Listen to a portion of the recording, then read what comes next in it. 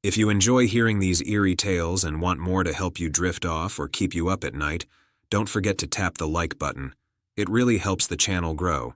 I used to do a lot of house sitting in college. It was easy money, and most of the time, all I had to do was water some plants and make sure no one broke in. The best gigs were the ones where the owners were gone for weeks, and I had a nice place all to myself.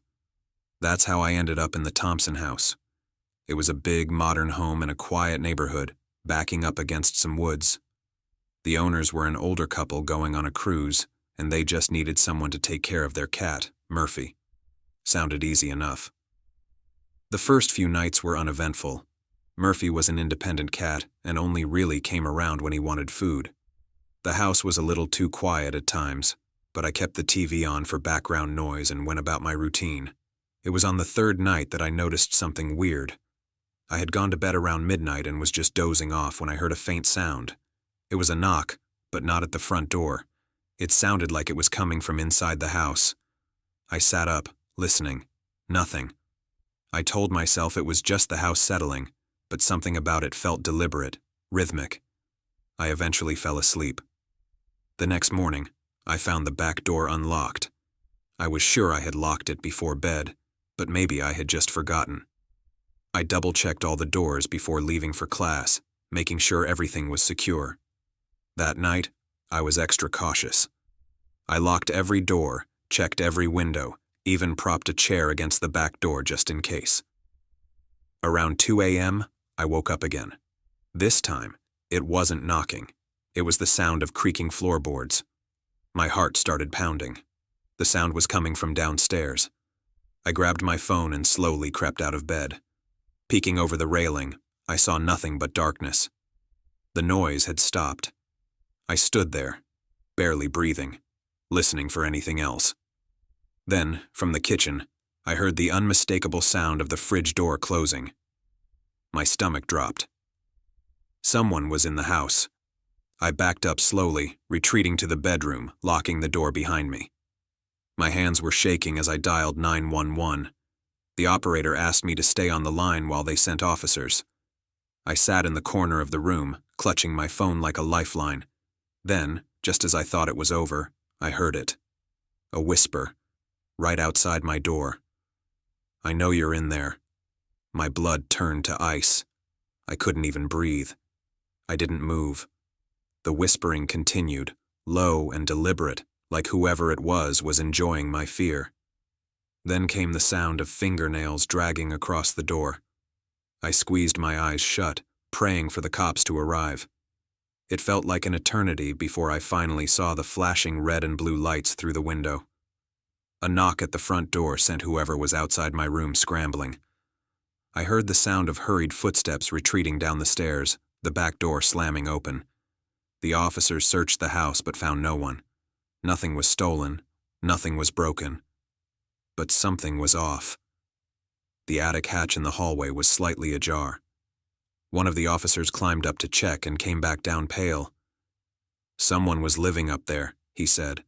"There's a sleeping bag, food wrappers. They must have been watching you." I felt sick. The cops never found the person. They figured whoever it was had been slipping in and out through the back door, staying in the attic during the day, moving around at night. I never house sat again after that, and to this day, I always check the attic when I move somewhere new. I used to work late nights at a gas station off a highway in a relatively quiet town. The job was easy, mostly consisting of stocking shelves and ringing up the occasional customer. We had security cameras, but they were old and grainy, and half of them barely worked. Most nights were uneventful, but there was one night I'll never forget. It started around 1 a.m. A man walked in wearing a hooded jacket, his face partially obscured by the dim lighting outside. He browsed the aisles for a while, never picking anything up. I kept an eye on him but didn't say anything. Eventually, he came up to the counter and asked if he could use the bathroom. Something about him put me on edge, but I handed him the key, watching as he disappeared into the restroom at the back of the store. Minutes passed, then 10, then 15. I knocked on the door, letting him know I needed the key back, but there was no response. I knocked harder. Still nothing. Finally, I used the spare key to unlock the door, expecting to find him passed out or something, but the bathroom was empty. The small window above the sink was slightly open, just enough for someone to squeeze through. My skin crawled. I locked up the bathroom, put the key back, and checked the security footage.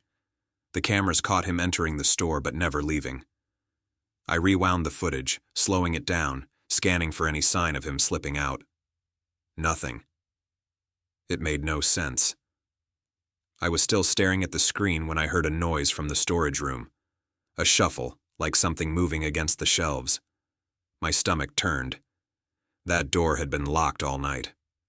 Grabbing the nearest thing I could use as a weapon, a metal flashlight, I crept toward the storage room, heart pounding. The handle felt ice cold as I turned it. The room was dark except for the dim light spilling in from the main store area. Boxes were stacked neatly, nothing seemed out of place, until I saw the vent in the far corner. It was open. That vent was too small for anyone to crawl through. At least, that's what I thought. I stepped closer, shining my flashlight inside. The beam caught movement. My breath caught in my throat. Two wide eyes stared back at me from the darkness. A face, pale and gaunt, mouth twisted into a grin. I stumbled back, slamming the door shut and locking it. My hands were shaking as I dialed 911. The operator's voice was calm, but I could barely get the words out. "Someone's in the store. I don't know how they got in. They're in the storage room." The dispatcher assured me officers were on their way. Minutes felt like hours. I stood there, gripping the flashlight, listening for any sound from behind the door. Finally, flashing red and blue lights filled the parking lot. Two officers entered, guns drawn. They searched the storage room, but it was empty. The vent cover was back in place, as if it had never been touched. I showed them the security footage, but the only thing it showed was me reacting to something they couldn't see. There was no man, no face in the vent, nothing. They checked the rest of the store and the surrounding area, but found no signs of forced entry or exit. One of the officers told me it was probably exhaustion playing tricks on me. Maybe he was right. Maybe my mind had filled in the gaps where logic failed. But I know what I saw. I quit that job a week later. Even now, years later, I still can't bring myself to walk into a gas station alone at night. Because I know in some dark corner, someone, or something, could be watching.